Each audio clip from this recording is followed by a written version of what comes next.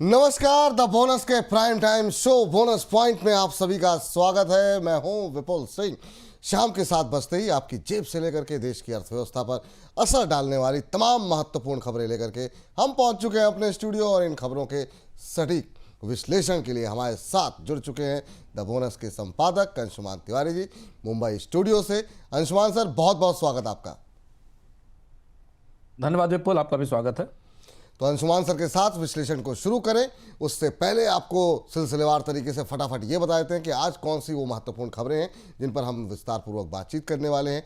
सबसे पहले बात करेंगे किसानों से जुड़ी खबर के साथ। किसानों को मिला है सहारा, मूंगफली और दाल आखिर में क्यों खरीद रही है सरकार, इसके बारे में होगी सबसे पहले बातचीत। डिटेल में करेंगे और समझने की कोशिश करेंगे कि आखिर में इस कदम के पीछे वजह क्या है। इसके बाद बातचीत होगी इन्फ्लेशन की, क्योंकि आज जो है हमने देखा कि चर्चा थोड़ी कम हो पाई जिस तरीके से अंतर्राष्ट्रीय संकेत, जिस तरीके से अंतर्राष्ट्रीय सिनेरियो बनता हुआ दिखाई दिया। लेकिन महत्वपूर्ण खबर, 6 साल में सबसे कम जो है दाल सब्जी मसाले सब सस्ते होते हुए दिखाई दिए। महंगाई 6 साल में सबसे कम पहुंची है। क्या कुछ अंदर है महंगाई, घटती महंगाई के अंदर के आंकड़े क्या हैं, इस पर आज अंशुमान सर को से हम समझने की कोशिश करेंगे। इसके अलावा SBI म्यूचुअल फंड ने जो है वो एशियन पेंट्स में हिस्सेदारी खरीदी है। आखिर में इस डील के पीछे क्या है, और आज एशियन पेंट्स में हमने देखा कि दबाव देखने को मिल रहा है, क्या कुछ चल रहा है और रिलायंस ने क्यों हिस्सेदारी बेची, ये तमाम पहलू जो है इस पर जो है बातचीत होगी आज। इसके अलावा एयर इंडिया हादसा, जो कि एक बड़ा ही दर्दनाक हादसा सामने आया है, इसमें बीमा कैसे मिलेगा, ये भी आज के बातचीत का हिस्सा होगा। और इस तमाम घटनाक्रम का जो घटा है कल से, उसका एयर इंडिया पर क्या असर होगा, ये भी आज जो है हम डिटेल से समझने की अंशुमान सर से कोशिश करेंगे। ट्रंप और पावेल के बीच में तनातनी बढ़ी है। ब्याज दरें घटेंगी या फिर नहीं घटेंगी, जिस तरीके से अमेरिका में घटनाक्रम अनफोल्ड हो रहे हैं, उसका क्या असर अमेरिका के अंदर और उसका असर दुनिया भर के बाज़ारों पर क्या असर रहेगा, ये भी आज की चर्चा का, विश्लेषण का हिस्सा रहेगा। इसके अलावा एक सबसे महत्वपूर्ण खबर रहेगी सबसे खतरनाक जंग। जी हाँ, कच्चे तेल में हम उबाल देख रहे हैं। इजराइल ने ईरान पर हमला कर दिया है, उसके बाद सोने में चमक बढ़ती हुई दिखाई दे रही है। ये क्या कुछ बदलता हुआ सिनेरियो है और इसका असर किस तरीके से, जो प्रोजेक्शन भारतीय अर्थव्यवस्थाओं को लेकर किए जा रहे थे, वो क्या सिनेरियो बदलेंगे अगर कच्चा तेल उबलता है तो, इसी तरीके से ये उबाल कंटिन्यू रहता है तो, ये भी आज अंशुमान सर से हम समझने की कोशिश करेंगे। लेकिन सबसे पहले शुरुआत करेंगे राहत भरी खबर के साथ, खासतौर से जो किसानों को मिलती हुई दिखाई दे रही है। केंद्रीय कैबिनेट ने मूंग और मूंगफली की खरीद को मंजूरी दे दी है। कैबिनेट की बैठक में करीब 54,000 टन मूंग और लगभग 50,000 टन मूंगफली खरीद को मंजूरी दी गई है। आपको बता दें, प्राइम सपोर्ट सिस्टम के तहत ये खरीद न्यूनतम समर्थन मूल्य पर होगी। ये खरीद हरियाणा, उत्तर प्रदेश और गुजरात के अंदर की जाएगी। सर, मूंगफली और दाल ही को क्यों सेलेक्ट किया गया और क्यों खरीदा जा रहा है, क्या है इसके पीछे वजह? विपुल जी, ये सरकार का प्राइस सपोर्ट सिस्टम है, जिसके तहत जिन फसलों की कीमत बाजार में कमजोर होती है, आपूर्ति अधिक होती है, सरकार उसे खरीदने की कोशिश करती है। तमाम कोशिशों के बाद और तमाम गलतियों से सीखने के बाद अब इस स्ट्रक्चर को स्थापित करके इस स्तर पर लाया गया है कि जहां जरूरत होती है वहां सरकार प्राइस सपोर्ट सिस्टम के तहत बाजार में दखल देती है। तो जो ताज़ा फैसला है उसके तहत प्राइस सपोर्ट सिस्टम की स्कीम 15 दिन के लिए बढ़ा दी गई है और इसके तहत आंध्र प्रदेश से 26 जून तक लागू रहेगी, जहां दाल खरीदी जाएगी, और ग्राउंड नट की खरीद उत्तर प्रदेश और उत्तर के कुछ हिस्सों में होगी। इसके साथ कुछ दालों की खरीद की जाएगी। ये किसानों के लिए घटती कीमत के समय या अधिक उत्पादन के समय सहारे का काम करेगी, और दूसरा, सरकार के पास जो अन्नदाता सुरक्षा योजना है और PDS सिस्टम है, जहां से उसे गरीबों को अनाज या बाकी सामग्री वितरित करनी होती, उसके स्टॉक को ये खरीद बढ़ाएगी। जी। इस बीच रिजर्व बैंक ने लो रिस्क इंडिविजुअल के लिए KYC प्रक्रिया को आसान बनाने के लिए KYC के नियमों में ढील दी है। नए नियमों के तहत बैंक लो रिस्क इंडिविजुअल्स के लिए KYC पूरा नहीं होने की स्थिति में भी लेन देन बंद नहीं कर सकेंगे। ऐसे ग्राहकों के लिए KYC को पूरा करने की समय सीमा को अगले साल जून के अंत तक बढ़ा दिया गया है। सर, ये KYC की डेडलाइन में जो रिलैक्सेशन दिया गया है, इसके पीछे की वजह क्या मानी जाए? केवाईसी को लेकर काफी गफलत और जद्दोजहद रही है। आरबीआई ने बैंकों से ये कहा था विपुल कि बैंक अपने केवाईसी अपडेट करें, क्योंकि केवाईसी के आंकड़ों में कई खामियां पाई गई हैं, कई लोगों के गलत केवाईसी हैं, और उस प्रक्रिया के तहत आरबीआई ने ये पाया कि बैंकों के सिस्टम उतनी तेजी से केवाईसी अपडेट नहीं कर पा रहे हैं। अब ऐसी सूरत में जिनके केवाईसी अपडेट नहीं है, उन्हें बैंकों से ट्रांजैक्शन करने में, कारोबार करने में मुश्किल आ रही है। और अब आरबीआई को इस स्थिति में, क्योंकि बैंकों के सिस्टम्स उतने एफिशिएंटली नहीं रिस्पॉन्ड कर पा रहे हैं, आरबीआई को फैसला करना पड़ा है कि जो लो रिस्क वाले केवाईसी ग्राहक हैं, लो रिस्क वाले कौन से, यानी वो जिनके खाते सामान्य रूप से चलते हैं, कोई गलतियां नहीं पाई गई हैं, उनके खातों का कोई दुरुपयोग नहीं हुआ है, उनके ट्रांजैक्शंस नियमित हैं, सामान्य रूप से चल रहे हैं, उन्हें इस वेरिफिकेशन की सुविधा से छूट दी जाए, ताकि जब तक बैंकों के केवाईसी सिस्टम इतने रोबस्ट होकर तैयार हो सकें तब तक उन्हें कोई दिक्कत ना हो। तो जो लो रिस्क कैटेगरी में आने वाले केवाईसीज हैं, उन्हें उनके ऊपर से ये फ्री जीआई पाबंदी हटा ली गई है, और उस पाबंदी को हटाने के लिए रिजर्व बैंक ने समय सीमा बढ़ाकर अगले साल तक कर दी है। जी, इस बीच सब्जियों, दालों और मसालों की कीमतें घटने की वजह से खाद्य महंगाई में आई कमी के कारण मई के दौरान रिटेल महंगाई दर 6 साल के निचले स्तर पर खिसक गई। मई के दौरान रिटेल महंगाई दर 2.82% रही, जो कि फरवरी 2019 के बाद सबसे निचला मासिक स्तर है। बीते मई के दौरान सब्जियों की महंगाई दर -13.7%, दालों की -8.22% और मसालों की नकारात्मक 2.82% रही है। इस वजह से महंगाई दर घट करके 1% से भी नीचे आ गई। इस वजह से रिटेल महंगाई दर में गिरावट देखने को मिली। राज्यों की बात करें तो मई के दौरान केरल और पंजाब को अगर छोड़ दें तो अधिकतर राज्यों में महंगाई दर 5% से नीचे ही रही है। हालांकि केरल में ये दर 6.46% और पंजाब के अंदर 5.21% दर्ज की गई है। सर, ये नंबर तो काफ़ी आकर्षक दिखाई दे रहे हैं, लेकिन इन महंगाई के आंकड़ों के भीतर क्या कुछ छुपा हुआ है, क्या कुछ दिखाई दे रहा है, क्या कुछ आप पढ़ पा रहे हैं? देखिए, मासिक आधार पर खुदरा महंगाई में कमी रिजर्व बैंक के आंकड़ों के हिसाब से भी और उम्मीद के हिसाब से, हालांकि बाजार की तस्वीर इतनी ऐसी नहीं होती, बाजार की तस्वीर व्यवहारिक महंगाई में अलग होती है, पर इसमें 2-3 महत्वपूर्ण तकनीकी बिंदु समझना जरूरी है। सब्जियों की कीमत में तेज गिरावट आई है, दालों की कीमत में काफी कमजोरी दिखाई दी, और इसीलिए अभी थोड़ी देर पहले हम लोगों ने विपुल जी चर्चा की कि सरकार दाल की अतिरिक्त खरीद करने जा रही है। उसकी वजह यही कि दालों की कीमतों में तेज गिरावट है और किसानों को उससे नुकसान ना हो, इसलिए उनको प्राइस सपोर्ट स्कीम के तहत खरीदारी की जा रही है। तो जो पूरा का पूरा फूड पैक है, जो सबसे ज़्यादा वॉलेटाइल था, जिसने पिछले 2 साल में खाद्य महंगाई को तकनीकी तौर पर बढ़ाने में बड़ी भूमिका निभाई थी, वो अब थोड़ा शांत पड़ा है। अनाज की कीमत भी कम हुई है, दाल की कीमत भी कम हुई, और सब्जियां जो सबसे ज़्यादा महंगाई बढ़ाती हैं उनमें भी कमी आई है। हालांकि ये जो मानसून का स्पेल रहा है, जो जिसमें समय पर बारिश नहीं हुई है, उसका असर हमें आने वाले समय में बाजार में कीमतों पर दिखाई देगा। लेकिन हाउसिंग इन्फ्लेशन बढ़ी है, करीब 3% के ऊपर पहुंची है। एजुकेशन, हेल्थ और ट्रांसपोर्ट की सर्विसेज साइड से जो महंगाई है वो भी काफ़ी ऊंची, वो 4% के आसपास, 4 से और 3.85% के आसपास है। लेकिन ओवरऑल जिसका सबसे ज़्यादा वेट है फूड इन्फ्लेशन, वो कम हुई है, तो इसलिए महंगाई का आंकड़ा राहत भरा है और रिजर्व बैंक के इस फैसले के हिसाब से भी को भी सपोर्ट करता है, जो आरबीआई ने अभी अपनी पिछली मौद्रिक नीति में लिया था, ब्याज दरों में कमी का भी और सीआरआर को घटाने का भी। जी, इस बीच रिलायंस इंडस्ट्रीज ने ब्लॉक डील के जरिए एशियन पेंट के अंदर 3.64% हिस्सेदारी बेची है। 2201 रुपये प्रति शेयर के हिसाब से ये डील हुई, जिसमें कि रिलायंस इंडस्ट्रीज को 7703 करोड़ रुपए मिले हैं। ब्लॉक डील में इन शेयरों की खरीद एसबीआई म्यूचुअल फंड की तरफ से की गई। एशियन पेंट्स में एसबीआई म्यूचुअल फंड की हिस्सेदारी अब बढ़कर के 5.15% हो गई है। बीते 1 महीने में ब्लॉक डील की बाढ़ आई हुई है लगातार जो है। सर, आखिर में इस डील को अगर देखा जाए, इसके पीछे क्या दिखाई दे रहा है आपको? इसके पीछे मुझे इस डील में बेचने वाले रिलायंस को तो 7000 करोड़ की ब्लॉक डील मिली।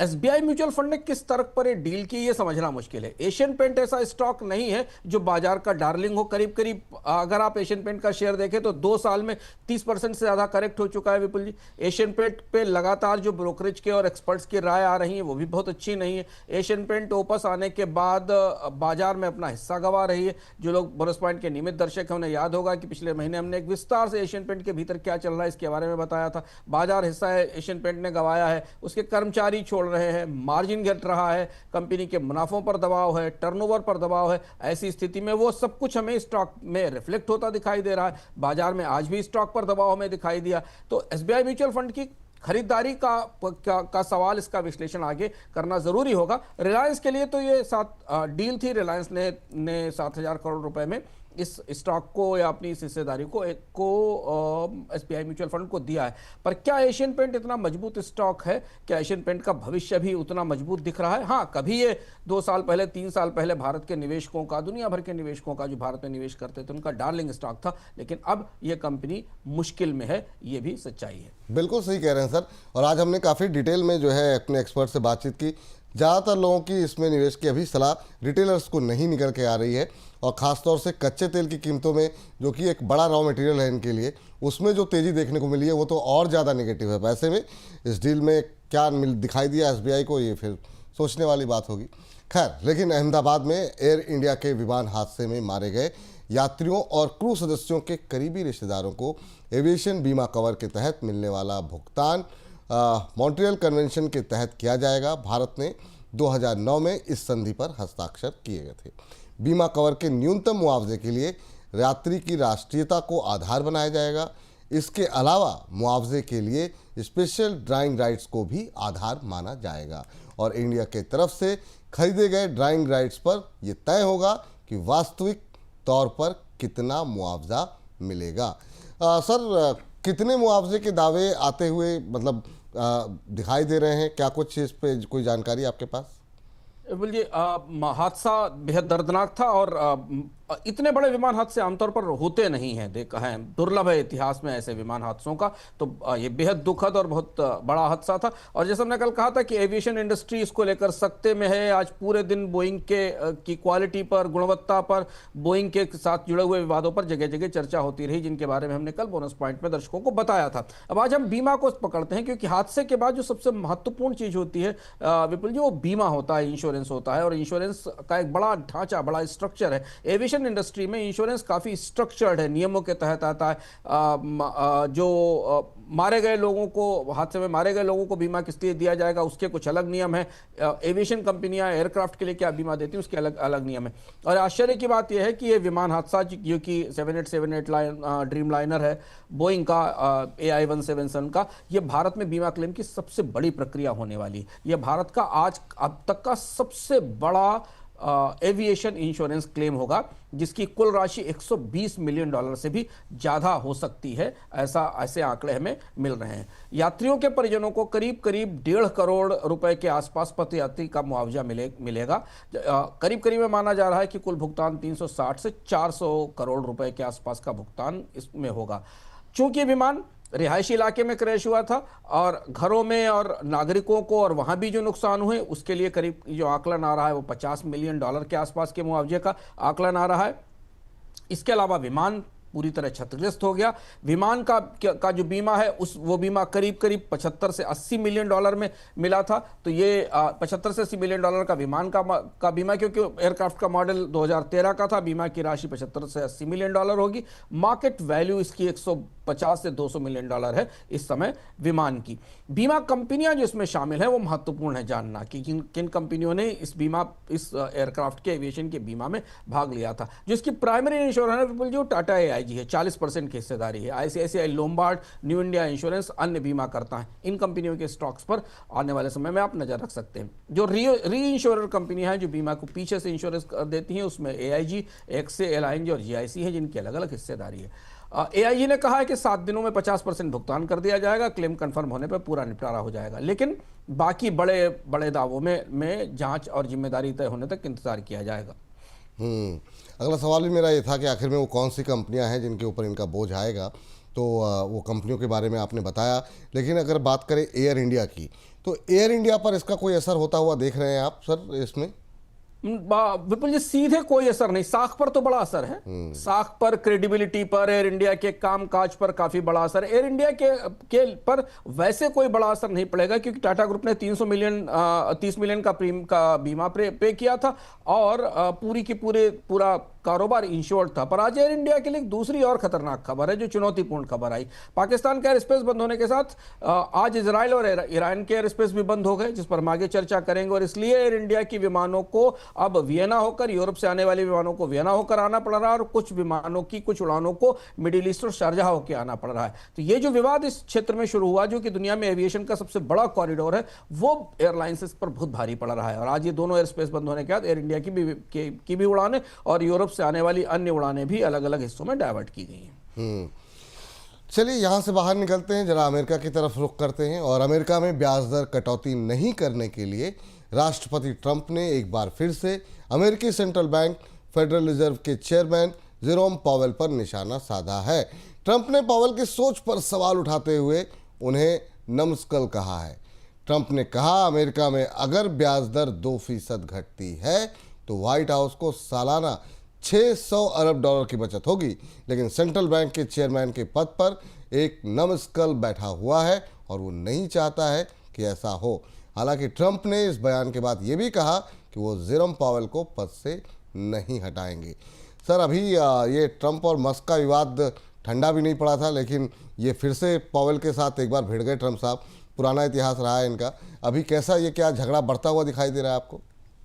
पहली चीज तो आश्चर्य की बात यह है कि अमेरिका के गवर्नर ने अमेरिकी फेडरल रिजर्व के मुखिया के लिए एक शब्द का प्रयोग किया। इसके लिए हिंदी में एक शब्द है जो हिंदी के दर्शकों को समझ में भी आ जाएगा। नम्बिस्कल का मतलब है कि ट्रंप की निगाह में जेरोम पावेल जड़ बुद्धि है, यानी उनको ये पता ही नहीं कि उनको क्या करना है। इस स्तर की कटुता या इस स्तर का तनाव फेडरल रिजर्व, व्हाइट हाउस और फेडरल रिजर्व के बीच में है, और ये ट्रंप के आने के बाद भी बना था। अब दुविधा यह है कि डोनाल्ड ट्रंप इस समय अपने टैक्स बिल में बुरी तरह फंसे हुए हैं, जिसके कारण एलन मस्क उनसे अलग हुए, जिसकी वजह से जो टैक्स रियायतें दी जा रही हैं उससे अमेरिका का घाटा जबरदस्त ढंग से बढ़ने की संभावना है। तो अमेरिकी उद्योगों से ज्यादा डोनाल्ड ट्रंप को इस बात की जरूरत है कि अगर फेडरल रिजर्व ब्याज दर में कमी करता है तो सरकार के लिए, अमेरिका की फेडरल सरकार के लिए ब्याज दरों में के भुगतान में कमी होगी, और वो $600 बिलियन के आसपास की बचत है, जिसकी तरफ आज ट्रंप इशारा कर रहे थे। हालांकि पावेल और पूरा फेडरल रिजर्व इस बात पर मुतमईन है और कायम है कि अर्थव्यवस्था में ऐसी परिस्थिति बिल्कुल नहीं है जहां ब्याज दरें कम की जाएं। महंगाई का भी ताजा आंकड़ा आया जो 19 से ज्यादा था, टैरिफ के दबाव बने हुए हैं, अर्थव्यवस्था में मंदी की परिस्थिति तो है लेकिन इससे ज्यादा महंगाई का खतरा है। तो इसलिए यह टकराव बढ़ता हुआ दिख रहा है। ट्रंप ने संभालने की कोशिश की बात, ट्रंप ने कहा कि वो हटाना नहीं चाहते। हालांकि पैरेलली विपुल जी, अमेरिका की राजनीति में पावेल के उत्तराधिकारियों पर भी चर्चा शुरू हो गई है। 2-3 नाम तैर रहे हैं अमेरिका में जिनको कि पावेल का उत्तराधिकारी बनाया जा सकता है, लेकिन ट्रंप ने आज बाजार पर इसका बड़ा नेगेटिव असर ना हो, क्योंकि आपको याद होगा पिछली बार जब डोनाल्ड ट्रंप ने कहा था ना कि पावेल को हटाएंगे तो अमेरिका के बाजारों ने बड़ा नकारात्मक रिएक्शन दिया था। तो उस रिएक्शन से बचाने के लिए ट्रंप ने माहौल संभालने की कोशिश की, पर बाजार मान रहा है कि फेडरल रिजर्व और ट्रंप के बीच में या पावेल और ट्रंप के बीच में स्थितियां बहुत अच्छी नहीं रहेंगी। पावेल भी झुकने को तैयार ही शायद ही हो, और ट्रंप भी लगातार इस तरीके के हमले करते रहेंगे। बिल्कुल। चलिए अब बात करते हैं अगली खबर की। मिडिल ईस्ट के अंदर युद्ध का एक और मोर्चा खुल गया है। इजराइल ने ईरान के कई परमाणु और सेना के ठिकानों पर हमले किए। जवाब में ईरान ने भी इजराइल पर ड्रोन हमले किए। इजराइल और ईरान के बीच छिड़ी इस लड़ाई का असर दुनिया भर के बाजारों पर पड़ रहा है। सुरक्षित निवेश के तौर पर गोल्ड की डिमांड फिर से बढ़ती हुई दिखाई दी। ग्लोबल मार्केट में गोल्ड का भाव $3450 के ऊपर है, जो कि 6 हफ्तों का ऊपरी स्तर है। इधर घरेलू वायदा बाजार यानी एमसेक्स की बात करें तो गोल्ड की कीमतें एक बार फिर से 1 लाख रुपए के ऊपर पहुंच गई। दोनों देशों के बीच इस तनाव का सबसे ज्यादा असर कच्चे तेल पर पड़ा। ब्रेंट क्रूड की कीमतें फिर से $80 की तरफ बढ़ रही हैं। कीमतों ने $78.53 पर बैरल का ऊपरी स्तर छुआ, जो कि जनवरी के बाद सबसे ज़्यादा भाव है। इसी तरह WTI क्रूड की कीमतों ने $77.62 की ऊंचाई को छुआ, जो कि जनवरी के बाद सबसे ऊंचा भाव है। तनाव की वजह से मिडिल ईस्ट में कच्चे तेल की सप्लाई बाधित होने की आशंका है, जिसकी वजह से कीमतों में ये उछाल देखने को मिला। उधर तनाव की वजह से वैश्विक शेयर बाजारों में भारी गिरावट देखने को मिली। सर, शुरुआत करना चाहेंगे जो अभी जंग की स्थिति है, वहां पर क्या अपडेट निकल के आ रही है, अभी की क्या स्थिति देखने को मिल रही है? जंग को लेकर सुबह सुबह भारतीय समय के अनुसार बड़े तड़के सुबह ईरान ने हमला किया था। पृष्ठभूमि ये थी कि कल इंटरनेशनल एनर्जी एजेंसी ने इस बात की पुष्टि की थी कि ईरान ने अपने पास ऐसा यूरेनियम जुटा लिया है जिससे बम बनाया जा सकता है। और उसके बाद आपको याद होगा, कल हमने चर्चा में भी बताया था कि अमेरिका ने अपने अधिकारियों को ईरान छोड़ने की और तेहरान छोड़ने की इजाज़त दी थी, और उसके बाद इस बात की संभावना बनने लगी थी कि कोई ना कोई कार्यवाही ईरान पर हो सकती है, और वैसा ही हुआ। इजराइल ने आज तेहरान पर हमले किए, नतांज का जो यूरेनियम संयंत्र है उस पर सीधे हमले किए, तेहरान में रिवोल्यूशनरी गार्ड का मुख्यालय जो मुख्य सैनिक मुख्यालय है उस पर हमला हुआ है, और मिसाइल फैक्ट्रियों पर हमला किया गया जिसमें IRGC के चीफ हुसैन सलामी के मारे जाने की खबर है। इजराइल ने बड़ी प्रिसीजन स्ट्राइक की है विपुल, तेहरान में खास तौर से न्यूक्लियर संयंत्रों पर सीधी स्ट्राइक की। हालांकि माना जा रहा है कि ईरान को ये पता था कि इस तरीके की स्ट्राइक हो सकती है, तो कितना नुकसान हुआ इसकी जानकारी अभी नहीं मिली है। दूसरी बड़ी चीज ये हुई कि अमेरिका ने इस हमले से दूरी बना ली। अमेरिका ने कहा कि हमारा इससे कोई मतलब नहीं है। हालांकि अमेरिका के संकेतों के बाद ही, क्योंकि अमेरिकी राष्ट्रपति ने और अमेरिका में ये बात 2-3 दिन से लगातार एजेंसियों की तरफ से कही जा रही थी कि अमेरिका हमला करेगा, कि इजराइल इस पर हमला करेगा या नहीं, लेकिन ऐसा अमेरिका की तरफ से सीधा हमला नहीं हुआ। इजराइल ने उस पर ये सीधी कार्रवाई की। ईरान अब पलटवार की तैयारी कर रहा है, ड्रोन हमला हुआ है अभी तक की जो सूचना है, और इसके साथ अब ईरान की तरफ से इस युद्ध में इजराइल पर जवाबी हमले की तैयारी की जा रही है। उस पर ही अब सबकी निगाहें हैं। अमेरिका ने कहा है कि जंग बेहद गंभीर है। समझना जरूरी है कि क्यों गंभीर है विपुल जी, क्योंकि यह मध्य पूर्व की सबसे विस्फोटक जंग है। इस जंग में अब दो सबसे बड़ी ताकतें हथियारों की दृष्टि से आमने सामने आ गई, जिसका एक अपना बड़ा इतिहास है। ईरान एक न्यूक्लियर पावर है, हथियारों का बड़ा केंद्र है, दुनिया में हथियारों का निर्यात भी करता है। उसके पीछे सोवियत, रशिया और चीन भी खड़ा हुआ है। दरअसल आज क्या हुआ, जब ईरान ने हमले का पलटवार करने की चेतावनी दी तो चाइना में डिफेंस कंपनीज के स्टॉक्स ऊपर चढ़ गए। तो अब दूसरी तरफ इजराइल दुनिया की उभरती हुई आर्म्स पावर है, जिसके पास दुनिया के सबसे आधुनिक हथियार हैं। तो इसलिए ये जंग बेहद विस्फोटक और बेहद खतरनाक हो सकती है। दुनिया दम साध कर इस बात का आज इंतजार कर रही कि ईरान अब इस हमले का जवाब कैसे देता है। सवाल भी अगला ये है कि ईरान की अगली रणनीति को आप क्या मान के चल रहे हैं? अब क्या स्ट्रेटजी होगी? क्या ये युद्ध एस्केलेट करने की कोशिश होगी, ख़त्म करने की कोशिश होगी? अगली रणनीति क्या होगी ईरान की? युद्ध तो एस्केलेट होगा, जो बाजार भी महसूस कर रहा है, सुरक्षा विशेषज्ञ भी महसूस कर रहे हैं, जो हमारी बात हो रही है ग्लोबल स्तर पर, युद्ध एस्केलेट होगा। ईरान दो तरीके से कार्रवाई कर सकता है जिस पर निगाह है। ईरान सीधे इजराइल के शहरों पर हमला कर सकता है। हालांकि ईरान को यह पता है कि इजराइल के पास बहुत स्ट्रांग, दुनिया का सबसे मजबूत मिसाइल डिफेंस सिस्टम है, तो इसलिए इस बात की संभावना है कि ईरान किसी US बेस पर को निशाना बना सकता है, और अगर ऐसा होता है तो ये जंग किसी दूसरी दिशा में मुड़ जाएगी। इसके अलावा इजराइल के कुछ हिस्सों पर ड्रोन के हमले किए जा रहे हैं। ये एक और बड़ी आशंका है बाजारों को। क्यों तेल इतना अचानक खौलने लगा सुबह से और $80 के ऊपर जाने लगा, $120 के लेवल दिए जाने लगे? उसकी वजह यह है कि ईरान दो तरह से इस कार्रवाई को संचालित कर सकता है।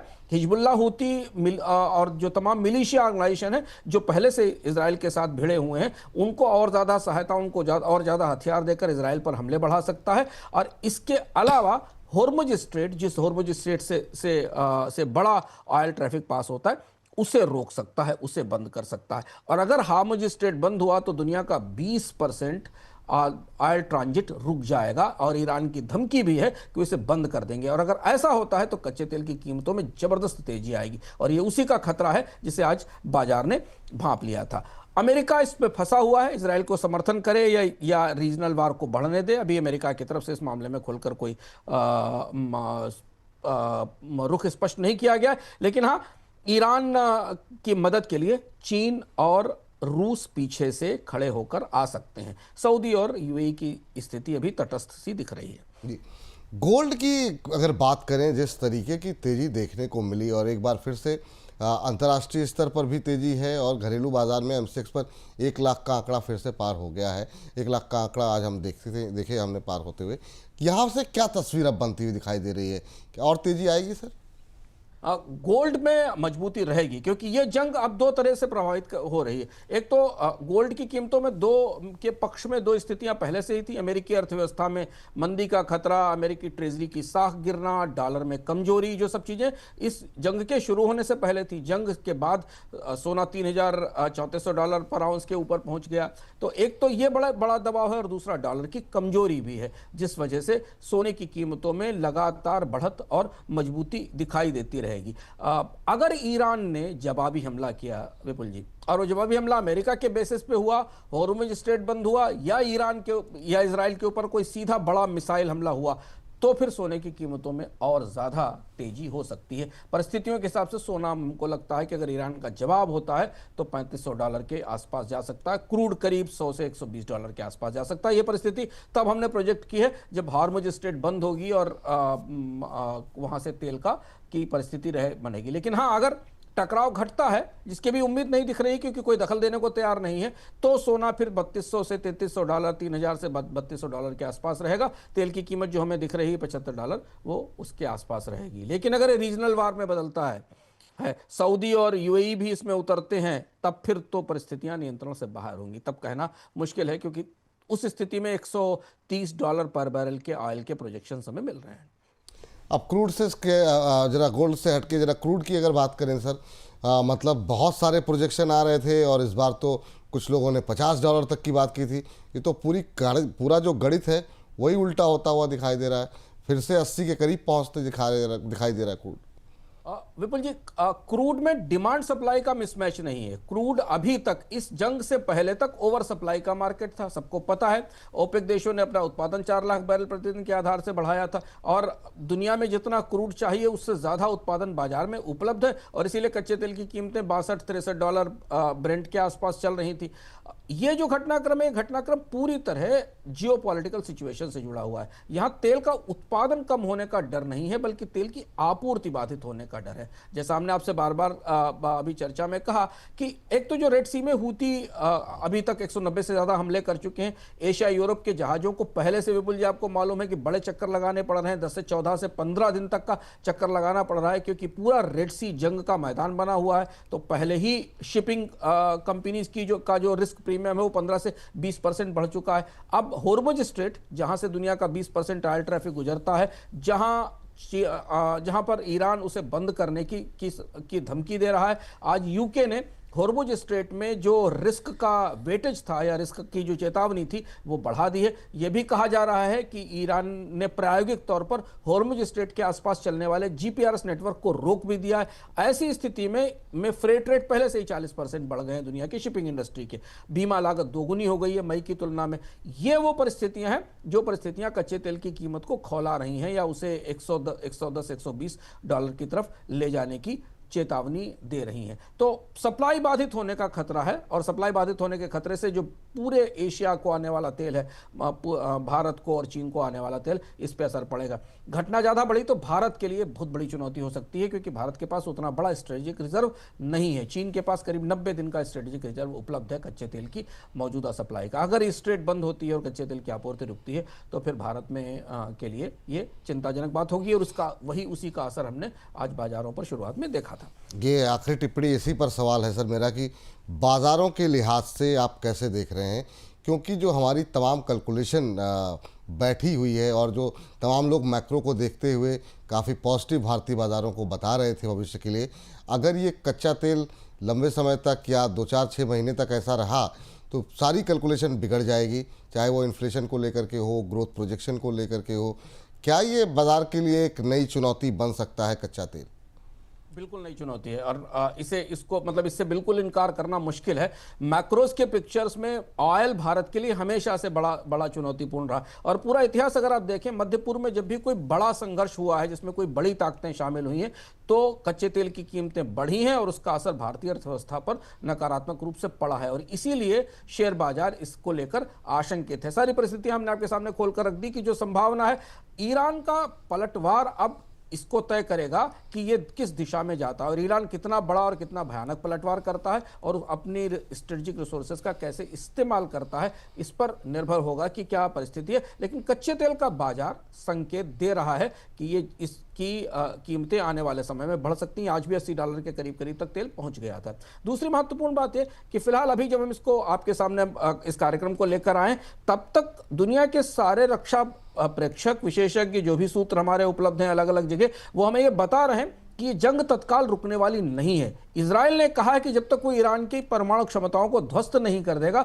तब तक वो नहीं रुकेगा। ईरान इसका पलटवार करने की शुरुआत कर रहा है। तो अभी तो ये शुरुआत है और आज शुरुआत के दिन हमने ही देखा कि सुबह $64 से कच्चा तेल करीब करीब $77-78 तक चढ़ गया। तो कितनी सेंसिटिविटी है, कितना दबाव है इसका, ये हमें दिखाई पड़ सकता है इस एक कमोडिटी के मामले में। तो फिंगर्स क्रॉस्ड है, बाजार हुक पर रहेगा। चूंकि बाजार को अभी 2 दिन मिलेंगे, सोमवार को से कारोबार शुरू होगा। अगले 48 घंटों में इस जंग में काफ़ी कुछ घटनाक्रम होंगे जिन पर हमारी और आपकी निगाह रहेगी। एक चीज़ सर आपसे लास्ट कमेंट जानना चाहेंगे, क्या हम ये मान के चलें कि मतलब विदेशी जो है वो हमसे ज़्यादा समझदार थे, उनको इस बात का आभास था, क्योंकि इतने बड़े बड़े कदम उठाए गए जो है आरबीआई की तरफ से, और ओवरऑल पिक्चर जितनी पॉजिटिव भारतीय इकोनॉमी को लेकर दिखाई दे रही थी, एग्रेसिव बाइंग नहीं रही है एफआईएस की तरफ से। 2 दिन खरीदा फिर बेचा, 2 दिन खरीदा फिर 4 दिन बेचा। तो ये कहीं ना कहीं लोगों के मन में सवाल भी उठ रहा था, आखिर में एफआईएस अग्रेसिव बाइंग क्यों नहीं कर रहे हैं, अब तो सब कुछ पॉजिटिव है। क्या वो ये सिचुएशन को पहले उन्होंने पढ़ लिया था, वो ज़्यादा समझदार निकले? विपुल जी, सिचुएशन को उन्होंने पढ़ लिया था, हम भी पढ़ सकते थे। ये सबको पता था कि ईरान और इजराइल के बीच जंग लगभग सुनिश्चित है, तय है। ये किसको नहीं पता था? हम अति उत्साह में अगर हमारे निवेशक चीजों को नहीं पढ़ पाए, सोवियत रूस ने 2 हफ्ते पहले इस बात की चेतावनी दी थी कि अगले 2 हफ्ते में ईरान और इजराइल के बीच जंग हो जाएगी। अमेरिका ने करीब 3-4 दिन 5 दिन पहले कहा था। डोनाल्ड ट्रंप ने मार्च में कहा, यह बात कही थी कि अगर ईरान ने अपने न्यूक्लियर कार्यक्रम को नहीं रोका तो वहां तनाव बढ़ सकता है। तो अभी जब दुनिया में जंग के 2-2 मोर्चे खुले हुए हैं, रूस और यूक्रेन का, ईरान और इजराइल का, तो स्वाभाविक सी बात है कि बाजार में वो दबाव बने रहने थे। तो आप कह सकते हैं कि विदेशियों ने जियोपॉलिटिकल सिचुएशन को बेहतर ढंग से समझा। हम थोड़ा ज्यादा उत्साह में थे तो हमने उसको इग्नोर किया, हमने उसको नकारने की कोशिश की भारतीय निवेशकों ने। लेकिन ये परिस्थितियां ऐसी कोई गोपनीय नहीं थी, सबको पता था कि जो परिस्थितियां हो रही हैं वो सामने दिखाई दे रही हैं। अच्छा, अब युद्ध जिस परिस्थिति में पहुंच रहे हैं ना विपुल जी, एक बात और समझना जरूरी, विदेशी निवेशकों के नजरिए से 2 विदेशी निवेशकों से हमारी बात हो रही थी जो मुंबई में यहां काम कर रहे हैं। युद्ध जिस परिस्थिति में पहुंच रहे हैं वहां उन्हें रुकवाने का कोई तंत्र सक्रिय नहीं है, ध्यान रखना जरूरी है। यूनाइटेड नेशंस बिल्कुल डिफंक्ट है। रुकवाने वाली जो बड़ी ताकतें हैं दुनिया की, चाहे वो अमेरिका हो या रूस हो, वो खुद ही किसी न किसी संकट में मुब्तला है। डोनाल्ड ट्रंप अपने देश के भीतर इमिग्रेशन के प्रोटेस्ट में, टैरिफ में फंसे हुए हैं। रूस एक ताकत के तौर पर अब कमजोर पड़ चुका है। तो जो जंग शुरू हो रही है वो जंग अब लंबी खींच रही है, उन्हें रोकने की समाप्त करवाने की कोई संभावना नहीं। और सबसे बड़ी बात है कि रूस और यूक्रेन में शांति समझौते की तमाम कोशिशें मुंह के बल गिरी हैं और जंग वापस लौट आई। इसलिए बाजार को विदेशी निवेशक और ज्यादा डरे हुए हैं कि एक बार ये अगर शुरू होता है तो एस्केलेट होकर किस दिशा में जाएगा ये तय करना मुश्किल है, क्योंकि दुनिया में शांति स्थापित करने का कोई तंत्र अभी फिलहाल उपलब्ध नहीं है। जी, जैसे जैसे इस मामले पर अपडेट होगी हम आप तक पहुंचाते रहेंगे। और अंशुमान सर से रिक्वेस्ट करेंगे कि अगर कोई बड़ा डेवलपमेंट होगा तो हम लोग वीकेंड पे भी पहले भी आए हैं, आगे भी आ जाएंगे। सर, इस पूरे घटनाक्रम पर लगातार हमारी निगाहें रहेंगी। सोमवार को बाजार कैसे खुलेगा, ये सब कुछ इस वीकेंड पे क्या कुछ घटनाक्रम रहता है उस पर निर्भर करेगा। लेकिन आज के लिए बहुत बहुत शुक्रिया। लेकिन जाने से पहले इस बार के अर्थम के बारे में हमारे दर्शकों को बता दीजिए, क्या कुछ खास रहने वाला है? इस बार का अर्थम हम ठीक वहीं से शुरू करेंगे जहां से लंदन में अमेरिका और चीन व्यापार की मेज छोड़कर उठे हैं। अमेरिका 10 साल की गारंटी मांग रहा था रेयर अर्थ सप्लाई की, और चीन ने केवल 6 महीने का लाइसेंस दिया। आखिर ऐसा क्या है चीन के पास? चीन की ऐसी इतनी बड़ी ताकत कैसे बन गई कि अमेरिका को रेयर अर्थ के लिए बिल्कुल घुटनों के बल गिड़गिड़ाना पड़ा और चीन ने किसी भी तरीके की बड़ी रियायत देने से इनकार कर दिया? विपुल जी, दुनिया में रेयर अर्थ बहुत सारे देशों के पास है, भारत के पास भी है। एक चीज उनके पास नहीं है, दुनिया में किसी देश के पास नहीं, वो क्या है? और वो है चीन के पास। और चीन का वो कौन सा गोपनीय प्लान था जिससे चीन ने वो क्षमता तैयार की कि आज रेयर अर्थ उसका सबसे बड़ा स्ट्रेटेजिक वेपन, सबसे बड़ा रणनीतिक हथियार बन रहा है। हम आपको विस्तार से बताएंगे कि चीन का वो कौन सा गोपनीय प्लान था जो 1980 में शुरू हुआ था और उसके नतीजे आज हमें 2025 में दिखाई दे रहे हैं, जब चीन ने कहा है कि वो गिन गिन कर दुनिया के देशों को रेयर अर्थ के मैग्नेट सप्लाई करेगा। कोई उदारता नहीं दिखाई जाएगी। तो इस बार का अर्थ हम देखना ना भूलिएगा। जो मेंबर्स हैं उनको एडवांस में आज ही मिलेगा और बाकी लोगों के लिए रविवार को उपलब्ध होगा। कनाडा से भारत तक और जापान से अमेरिका तक कार फैक्ट्रियां बंद होने की स्थिति में हैं। मिसाइल कार्यक्रम ठप हो गए हैं। विंड टरबाइन बनाने वाली कंपनियों ने हथियार डाल दिए हैं। क्यों? क्योंकि रेयर अर्थ उपलब्ध नहीं है। चीन ने रेयर अर्थ की पूरी सप्लाई चेन पर नियंत्रण करके पूरी दुनिया को अपने घुटनों पर ला दिया है। कुछ इस तरह कि अमेरिका के राष्ट्रपति जो चीन को जवाब देने की तैयारी कर रहे थे और टैरिफ लगा रहे थे, वे रेयर अर्थ की कमी के कारण देखते देखते चीन के साथ व्यापार वार्ता की मेज पर आ गए हैं। चीन ने कहां से हासिल की ये ताकत? कौन सा था वो चीन का गोपनीय प्रोग्राम जो 1980 के दशक में शुरू हुआ था? इस बार के अर्थ में आपको ले चलेंगे चीन की सबसे बड़ी ताकत के बीच, रेयर अर्थ की सप्लाई चेन के भीतर, और बताएंगे उस गोपनीय कार्यक्रम के बारे में जिस वजह से आज चीन दुनिया में रेयर अर्थ की रणनीतिक खनिजों की सबसे बड़ी ताकत है। और ये भी कि कौन सा देश कब तक चीन को रेयर अर्थ के मामले में चुनौती दे पाएगा, यानी कब तक दुनिया के कार, मिसाइल और उच्च तकनीक उत्पादन को चीन का मोहताज रहना होगा।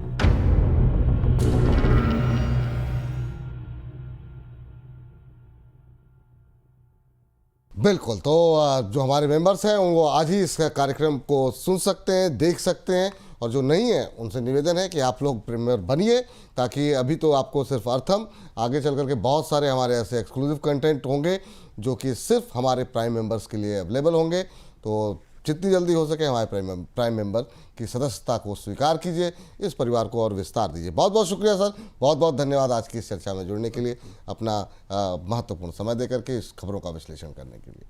तो फिलहाल के लिए इस कार्यक्रम को यहीं पर समेट रहे हैं। आप लोग लगातार बोनस के साथ बने रहिए और वीकेंड पर अर्थम के साथ साथ बहुत सारे हमारे विशेष कार्यक्रम आने वाले हैं।